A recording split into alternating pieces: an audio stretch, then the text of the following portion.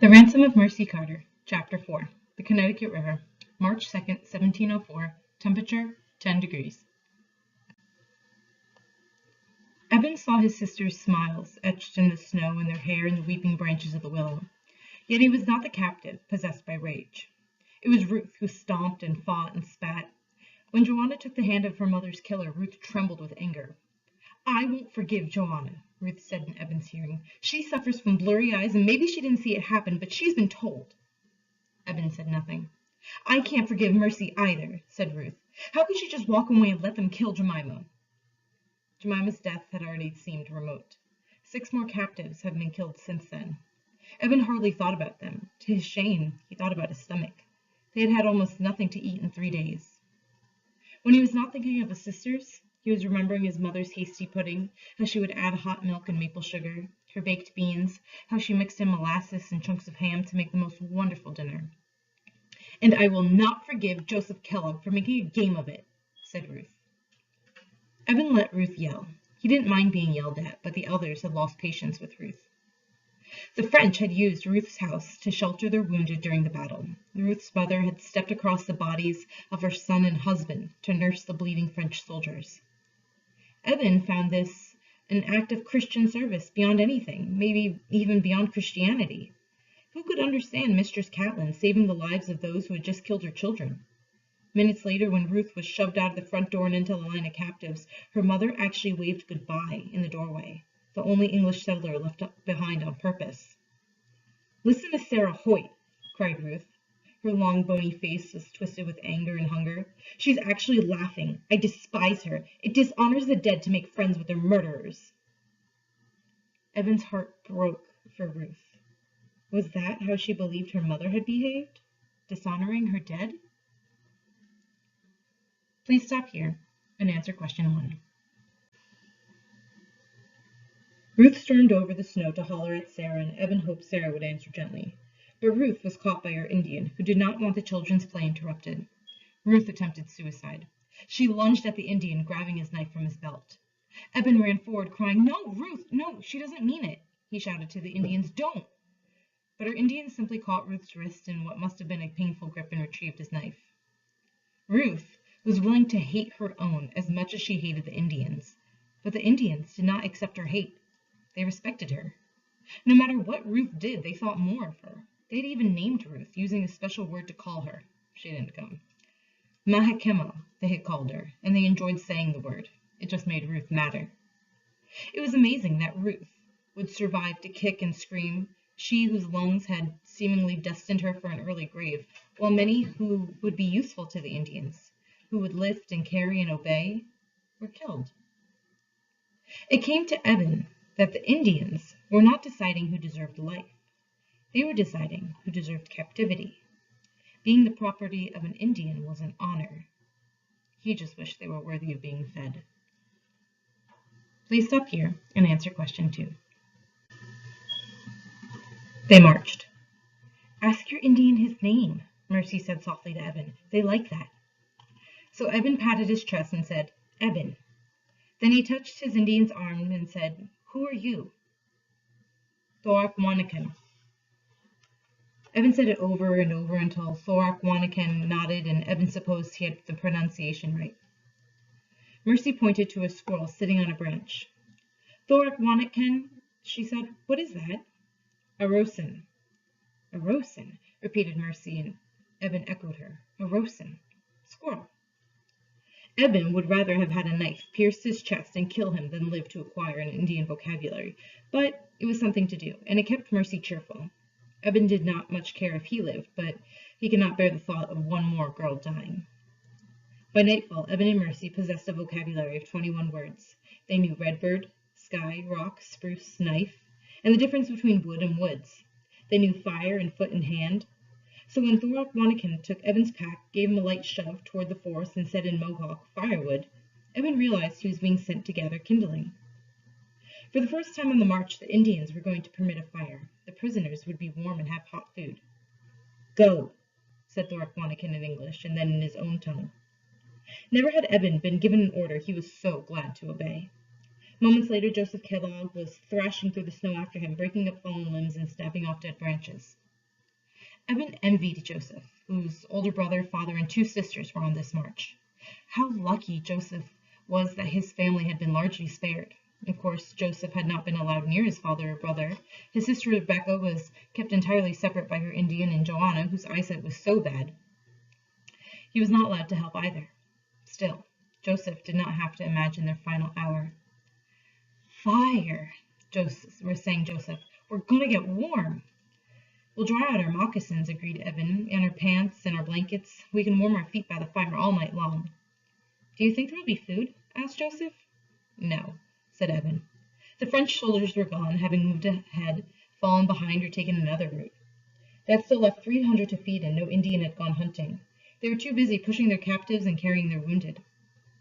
Evan chose a long, heavy forked branch on which to stack his firewood and drag the burden back to camp, where he found much rejoicing.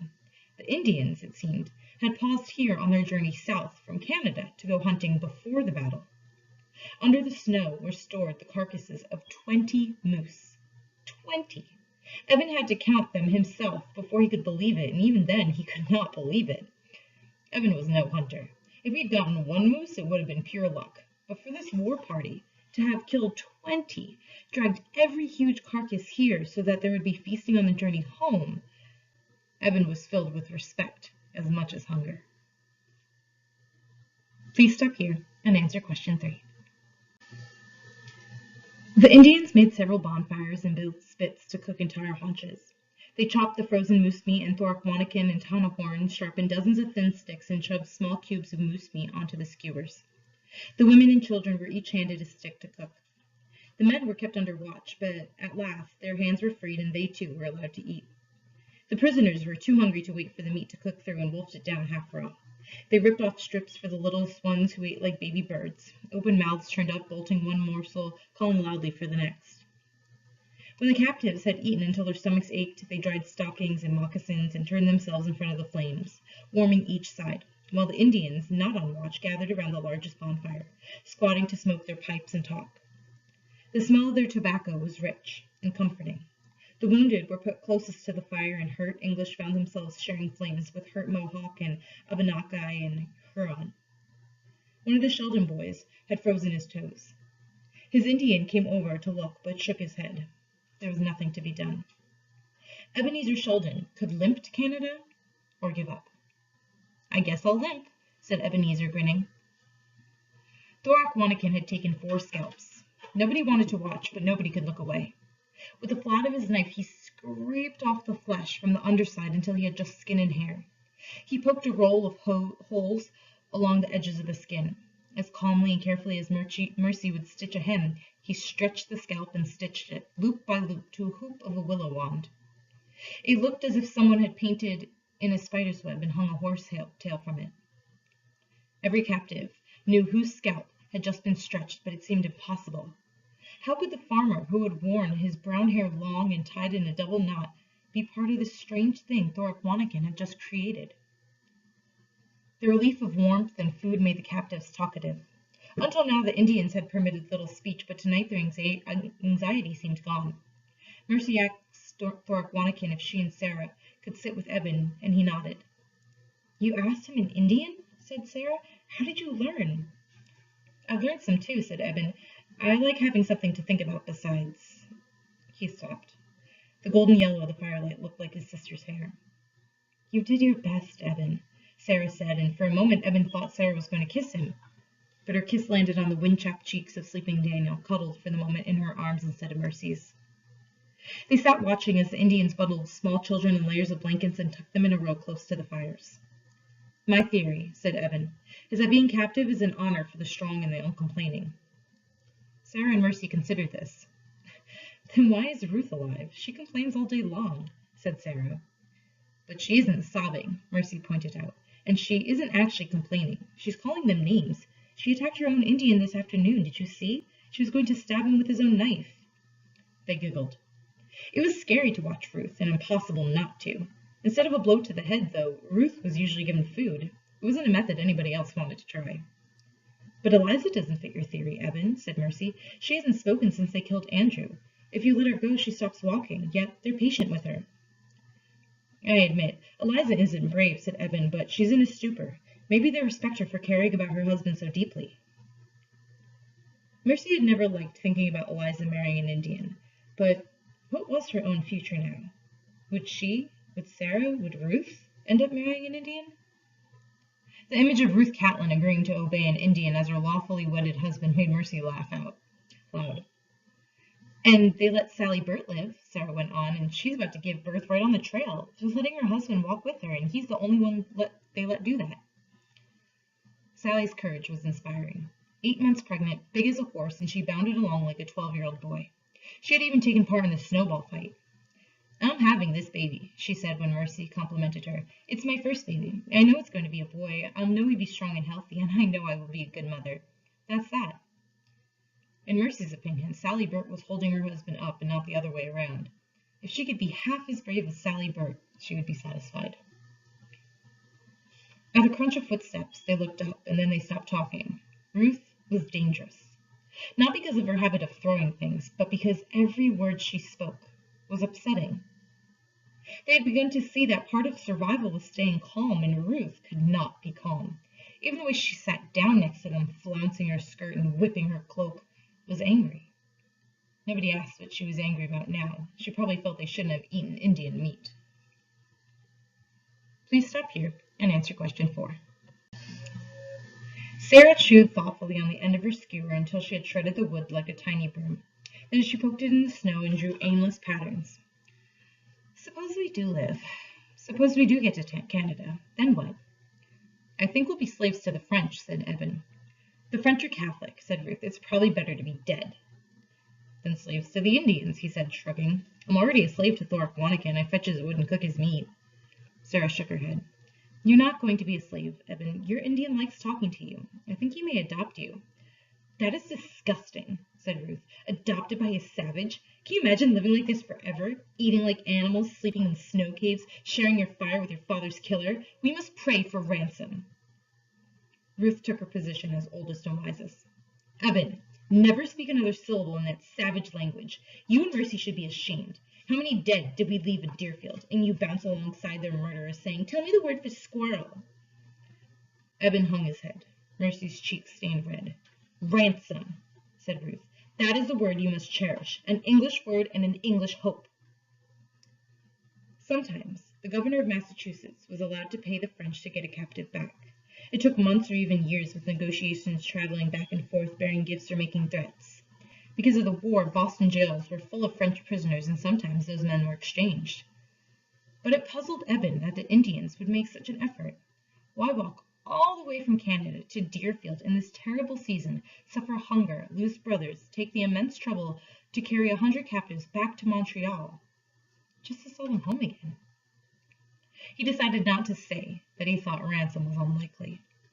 Oh, stop it, Ruth, said Mercy, outraged. You are the one who is selfish. The Indians saw Eben kill one of their warriors. You remember the killing you saw? Well, they remember the killing they saw. Do you think the Indians were joking when they said they would burn someone alive? Do you think they will pick somebody on a whim? They will choose Eben. Thorpe Wannikin must come to like Eben, and we must help that happen. Eben must have allies, not enemies. Ruth's stabbing finger dropped to her lap. Whether or not anybody was burned, the men still faced suffering. The gauntlet, a quicker form of torture in which a captive ran between 2 lines of Indians who clubbed and beat him. Anybody in the Indian village who had not gone to war participated in the gauntlet. It was their job to hit hard enough to avenge the dead. A captive might reach the end of the gauntlet, and he might not. The Indians didn't care. Eben wondered about his courage.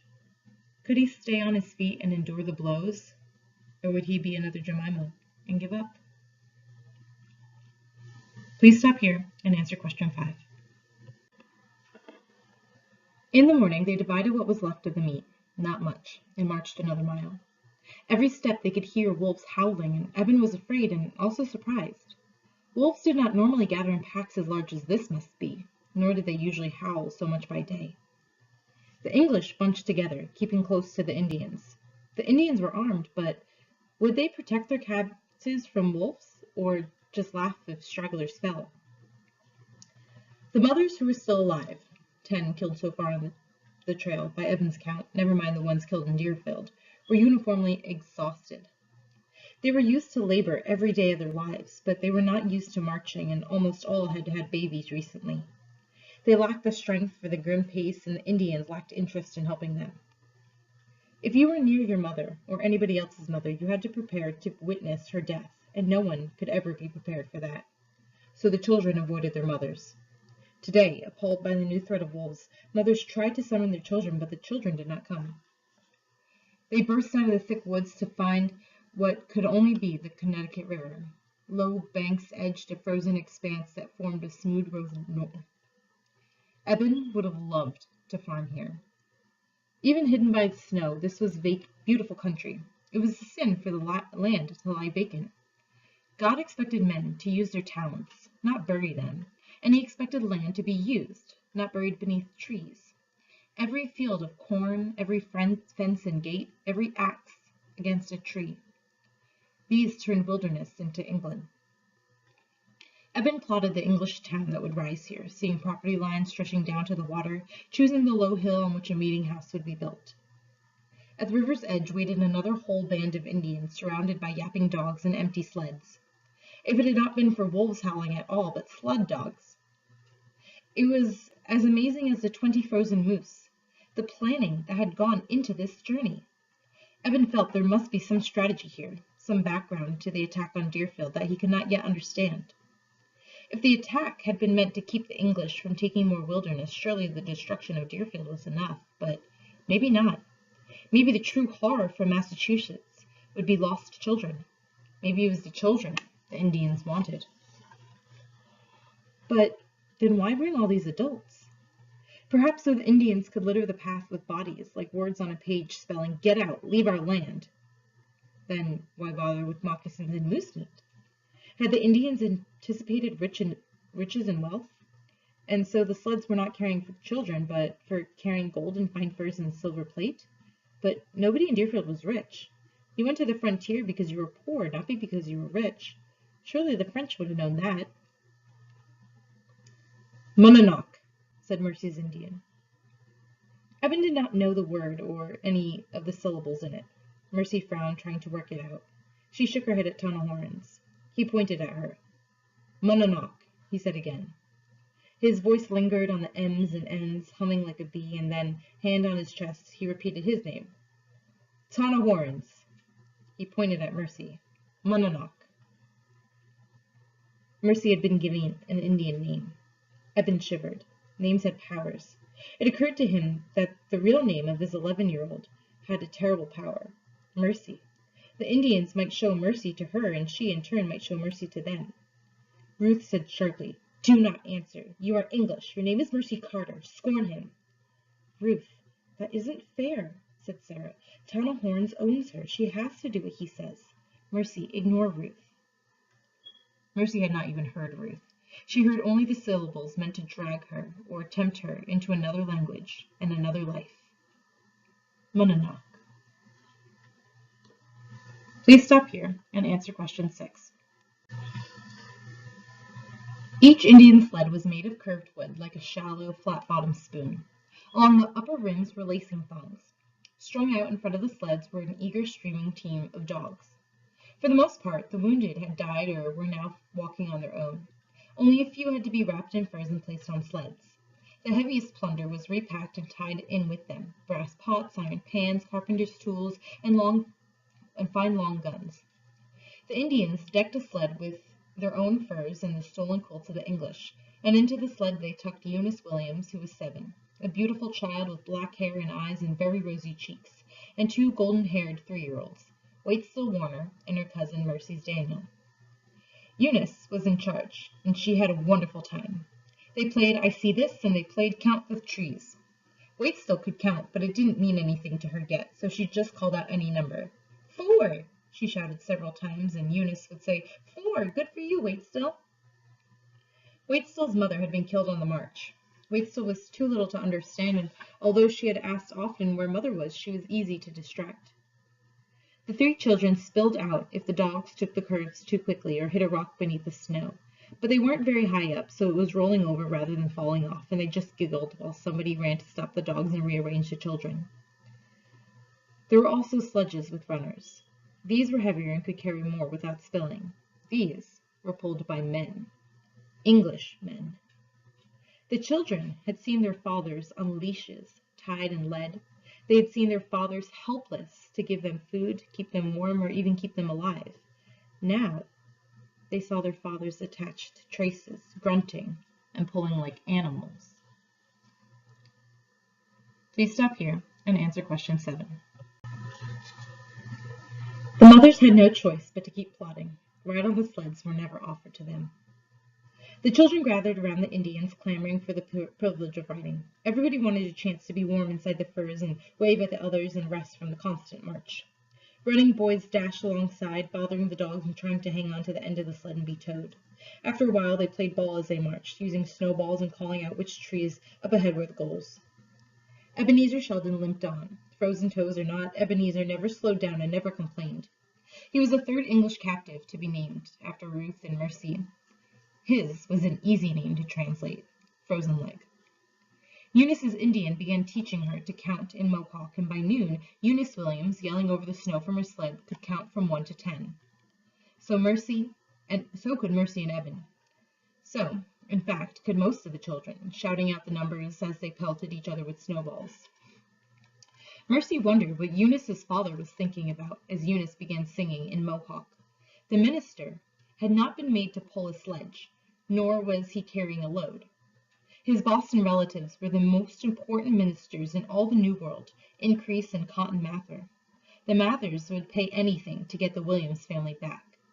Had the Indians known ahead of time who Mr. Williams was and what he was worth?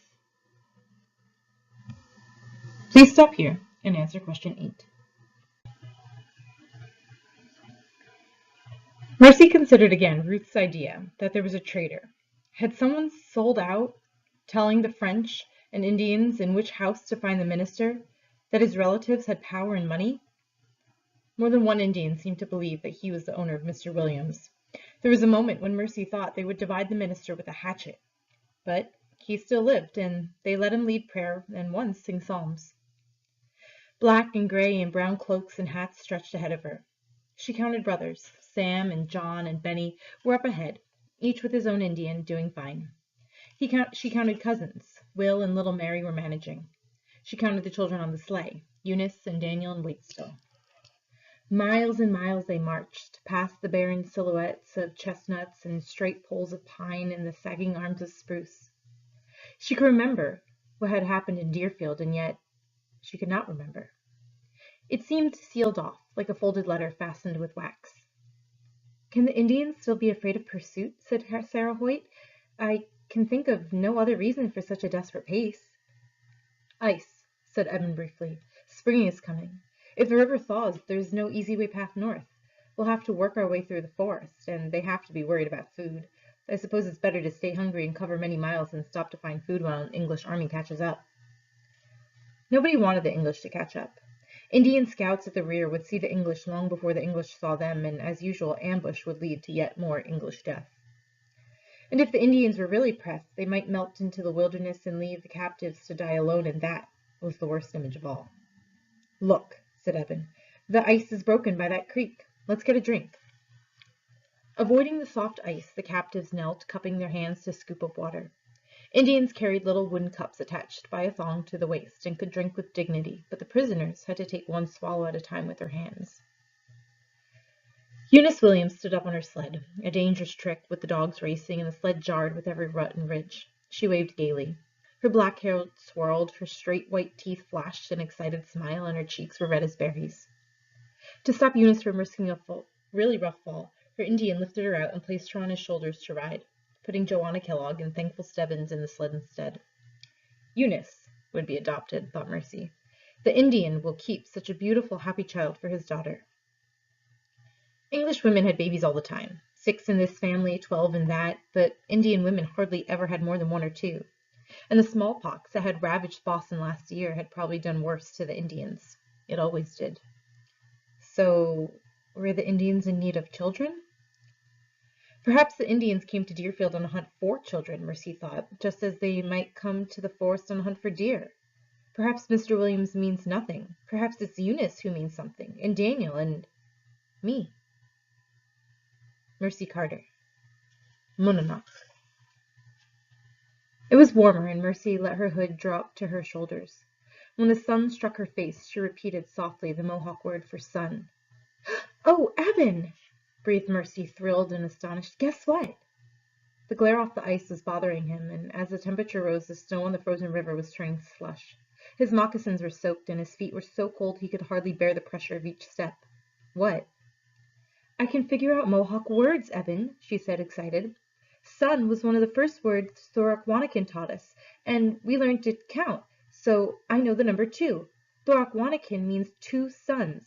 Your master's name is 2 suns. And cold? That's the word we use most. Eunice Master is cold sun." She turned her own sunny smile on him. Please stop here and answer question 9. Eben was unsettled by how proud she was. He did not want to compliment her. Uneasily, he said, "What does Tonahorns mean?" "I haven't figured that out. He's told me, but I can't piece together whatever he's saying. I don't know what Monadnock means either." Mercy darted across the slush to her Indian master, and although they were too far away for Eben to hear, he knew she was asking Tonahorns to explain again the meaning of his name and hers. He knew. Everyone on the frontier knew how quickly captive English children slid into being Indians, but he had not thought he would witness it in a week. He had thought it would be 3-year-olds like Daniel or 7-year-olds like Eunice, but it was Mercy. Ruth walked next to Eben. For once, their horror was equal. A mile or so of silence, and then Ruth spoke. "The Indians have a sacred leader, their powwow. He is a ceremony by which all white blood is removed. They say it is a wondrous thing and never fails." They walked on. The temperature had dropped again, and each of Eben's moccasins was solid with ice. Every time he set his foot down, he stuck to the congealing slick of the river and had to tear himself free. Soon the moccasins would be destroyed, and he would be barefoot. "I know now why it never fails," said Ruth. "The children arrive at the ceremony ready to be Indian." Please stop here and answer question 10.